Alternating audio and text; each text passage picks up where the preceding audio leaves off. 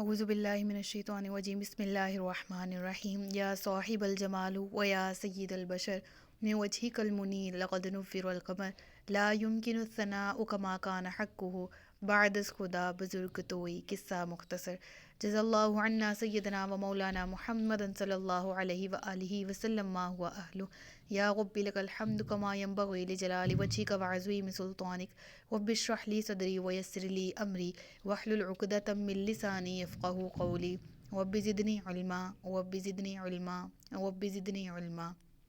السلام علیکم ورحمۃ اللہ وبرکاتہ۔ میں حافظہ افرا جاوید اسلام آپ سب لوگوں سے مخاطب ہوں۔ اپنے یوٹیوب چینل انفینٹ اسلام میں آپ سب لوگوں کو خوش آمدید کہتی ہوں۔ امید کرتی ہوں آپ سب لوگ خیریت سے ہوں گے، زندگی پرسکون، پر اطمینان اور ایمان بالخیر گزر رہی ہوگی۔ سورۃ آل عمران اردو ترجمہ اور تفسیر، اس کی آیت نمبر 97 تک ہم گزشتہ اسباق میں پڑھ چکے ہیں۔ آج کے سبق میں ہم سورۃ آل عمران کی آیت نمبر 98 سے باقاعدہ آغاز کر رہے ہیں، جس میں اللہ رب العزت ارشاد فرماتا ہے: قُلْ يَا أَهْلَ الْكِتَابِ لِمَ تَكْفُرُونَ بِآيَاتِ اللَّهِ وَاللَّهُ شَهِيدٌ عَلَىٰ مَا تَعْمَلُونَ۔ تم فرماؤ اے اہل کتاب، تم اللہ کی آیتوں کا انکار کیوں کرتے ہو حالانکہ اللہ تمہارے اعمال پر گواہ ہے۔ تم فرماؤ یعنی یہاں پر مراد نبی پاک صلی اللہ تعالیٰ علیہ وآلہ وسلم ہے، کیونکہ آپ تبلیغ فرماتے تھے اہل کتاب کو اور ہر تمام انسانیت کو اسلام کی طرف بلاتے تھے اور ہر قسم کی تبلیغ ہر طرح سے فرماتے تھے۔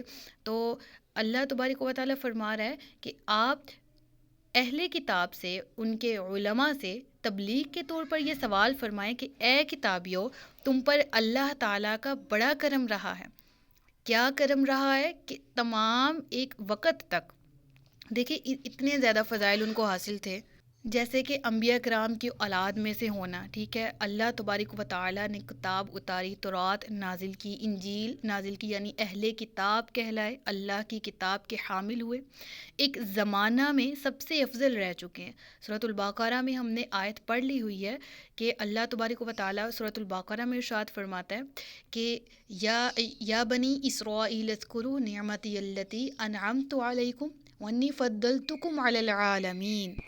تو بنی اسرائیل کو جہاں والوں پر فضیلت حاصل تھی، فضیلت کی وجہ کیا تھی؟ انبیاء کی اولاد میں سے ہونا، اہل کتاب ہونا۔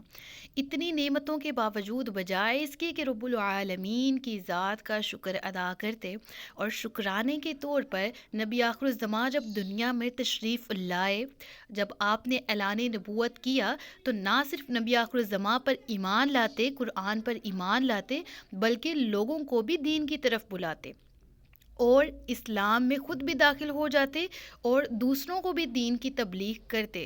لیکن تعجب کی بات ہے کہ اس کے باوجود وہ لوگ یہ جانتے ہوئے کہ دین اسلام برحق ہے، بجائے شکر کرنے کے، شکر ادا کر کے نبی آخر الزماں پر ایمان لانے کے، الٹا کفر میں پڑ گئے۔ تو کہا گیا کہ تم بجائے شکر کے کفر کیسے کر رہے ہو؟ اللہ کی آیتوں یعنی تورات ہے، انجیل ہے، یا ان کے انبیاء نے جو معجزات کیے، یا قرآن کریم کا تم اہل کتاب ہو کر انکار کر رہے ہو۔ تعجب کی بات ہے کہ جب نبی آخر الزماں دنیا میں تشریف لائے تو ان کی نبوت کو تو ہر چرند پرند نے پہچان لیا، لکڑیوں نے، پتھروں نے اور کنکروں تک نے آپ کے نام کا کلمہ پڑھ لیا، مشرکین مکہ پر ایمان لے آئے۔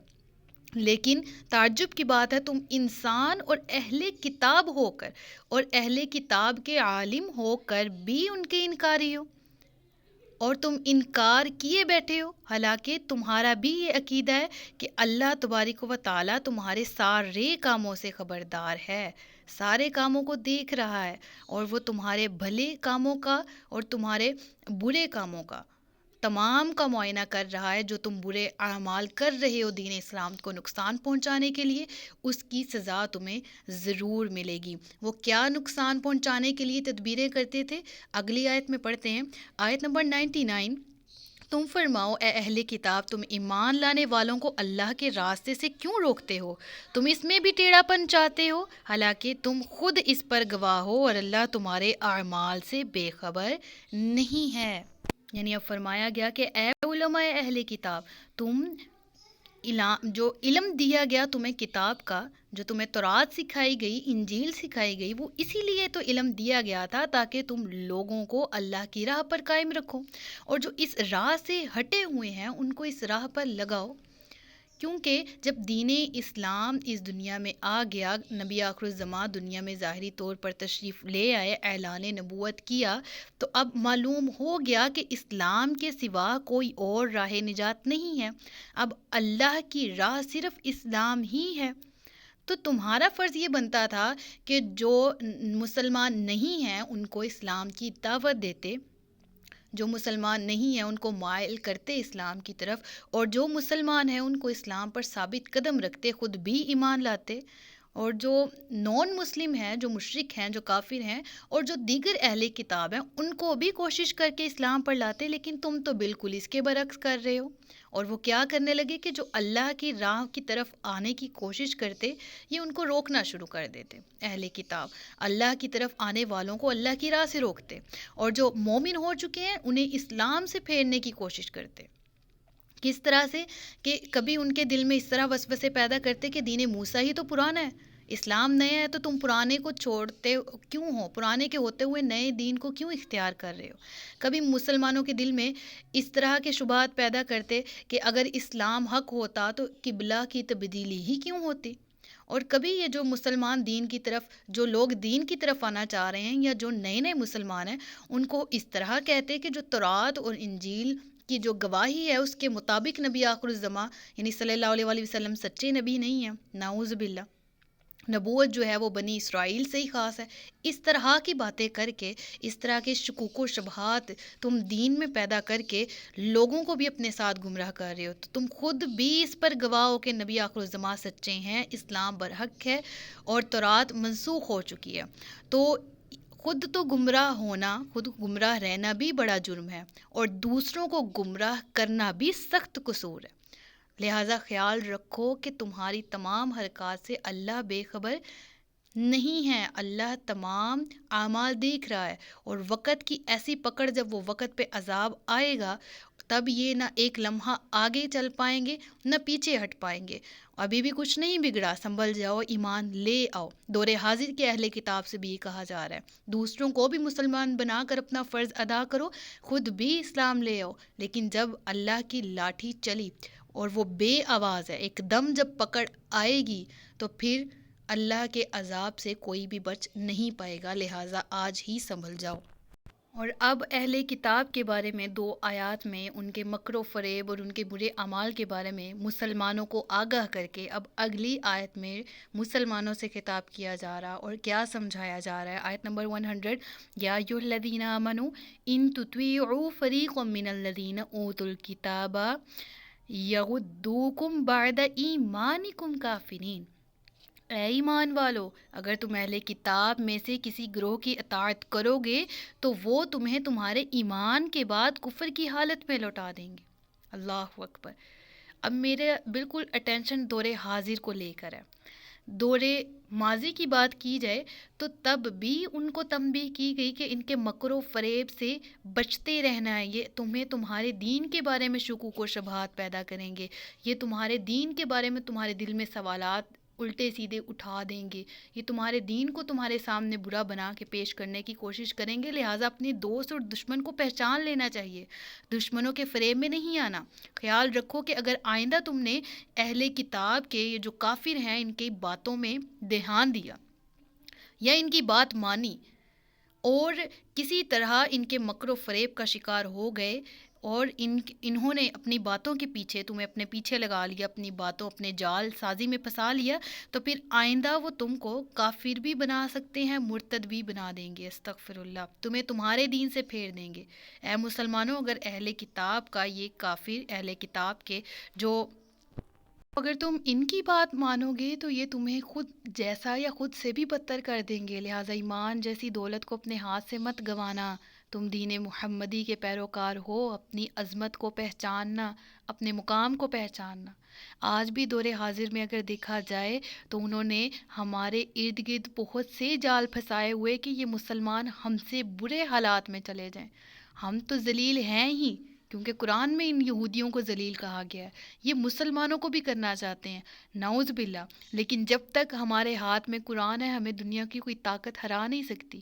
تو اے مسلمانوں، جاگ جاؤ، یہ جال سازی کے اندر نہ آؤ، یہ کسی بھی طرح اس سوشل میڈیا کے ذریعے اور یہ اس دنیا میں ہر طرح سے ایک پاکستان کو اسلامی ریاست ہونے کے باوجود اور پوری کائنات میں پوری دنیا میں جہاں بھی مسلمان ہیں، مسلمان ہونے کے باوجود یہ ہر طرح سے فتنے کا شکار کرتے، اور یقین کریں مجھے بہت دکھ ہوتا ہے اس مسلمان پہ جو مذاق کی حد تک بھی اپنے دین کا مذاق اڑاتا ہے، جو جوک میں، جو ایک مذاق میں فرشتوں تک کا مذاق اڑا دیتا ہے اور دنیا ہنستی ہے کہ بہت ہی اچھا لطیفہ تھا یا کیا بات کہہ دی۔ اور پھر ایسے لوگ جو اپنے دین کا خود مذاق اڑانے والے ہوتے ہیں لطیفوں کے نام پہ بھی، وہ کہہ رہے ہوتے ہیں کہ آج کل کی پریشان معاشرے میں کسی کو ہنسا دینا ثواب کا کام ہے۔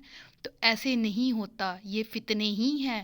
سمجھ نہیں آتی کہ ایک قافل عملی ہوتا ہے، ایک جو کافر ہے وہ عقائدی ہوتا ہے، عقائد کا، ٹھیک ہے؟ تو کسی بھی طرح نہ عمل میں کافر بننا ہے نہ عقیدے کے لحاظ سے۔ یہ تو چاہتے ہی ہیں کہ مسلمان گر جائے۔ ہم اپنے دین کے بارے میں نہ کوئی مذاق میں بات سن سکتے ہیں، نہ حقیقتاً ہماری جان، ہمارے مال، ہمارے ماں باپ، ہمارے کل کائنات سب سے بڑھ کر ہمارے لیے ہمارے رسول اللہ کی محبت ہے، اور ایسا ہی ہونا چاہیے۔ جس کے دل میں اتنی محبت نہیں ہے رسول اللہ کے لیے تو اس دل کو زندہ رہنے کا حق ہے۔ کیا ہم اسے کہہ سکتے ہیں وہ دل زندہ ہے؟ کیا ہم کہہ سکتے ہیں کہ وہ روح بالکل تر و تازہ ہے؟ جس کے دل میں عشق مصطفیٰ نہیں ہے وہ تو ایک کھنڈر اور ایک ویران جگہ ہے نا، ایک قبرستان ہے وہ تو۔ اور ایسے دل کا کیا فائدہ جس میں عشق مصطفیٰ نہیں ہے؟ تو مسلمانوں، اگر دل میں محمد عربی کی محبت نہیں ہے، دین اسلام کی محبت نہیں، تو پھر مسلمان خود کو کیوں کہتے ہیں؟ تو لہٰذا اپنے دل میں عشق مصطفیٰ جگائیں، ان کے علاوہ کسی اور دین سے، ان کے دین کے علاوہ کسی اور دین سے، ان کی ذات کے علاوہ کسی اور کی ذات سے بالکل محبت نہ کیجیے۔ انہیں جانا، انہیں مانا، نہ رکھا غیر سے کام، للہ الحمد میں دنیا سے مسلمان گیا۔ لہٰذا ہمیں ان کی جال سازی سے بچنا ہے، ہمیں ان کے مکر و فریب سے بچنا ہے، یہی اللہ تبارک و تعالی ہمیں فرما رہا ہے۔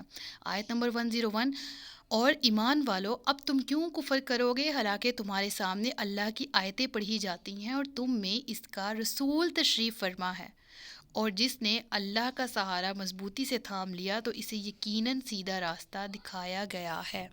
یعنی یہاں پر یہ فرمایا گیا کہ مسلمانوں بہک کیسے سکتے ہو؟ بہک تو سکتے ہی نہیں اگر رسول اللہ کی سنت پاس ہے، اگر قرآن کریم ہاتھ میں ہے۔ اے ایمان والو تم کفر کیوں کرو گے حالانکہ تمہارے سامنے اللہ کی آیتیں پڑھی جاتی ہیں؟ اب یہاں پر کیا فرمایا جا رہا ہے؟ یعنی قرآن، اللہ کی آیتیں قرآن، اور تم میں اس کا رسول تشریف فرما ہے۔ یاد رہے اس آیت میں کیا فرمایا جا رہا ہے؟ اور تم میں اس کا یعنی اللہ کا رسول تشریف فرما ہے، یعنی موجود ہے۔ نبی آخر الزماں صلی اللہ علیہ وآلہ وسلم امتیوں کے حال سے واقف ہیں۔ قرآن کی ہر آیت ماضی، حال اور مستقبل تینوں کی ہی نمائندگی کرتی ہے، کبھی پرانی نہیں ہوتی۔ اگر آج کے دور میں بھی یہ بات کی جائے رسول اللہ صلی اللہ علیہ وآلہ وسلم ہمارے درمیان تشریف فرما ہیں، اگر ان کی ذات کا ہمیں سہارا ہے، اگر قرآن کا ہمیں سہارا ہے، تو جس نے اللہ کا سہارا مضبوطی سے تھام لیا تو اسے یقیناً سیدھا راستہ دکھایا گیا ہے۔ یہی صراط مستقیم ہے، اسی پر چلنا ہے، اسی پر چل کے منزل کامیابی ہے۔ اللہ تبارک و تعالی ہم سب کو سچے دل سے عشق مصطفیٰ کی توفیق دے، قرآن و سنت پر عمل پیرا ہونے کی توفیق دے۔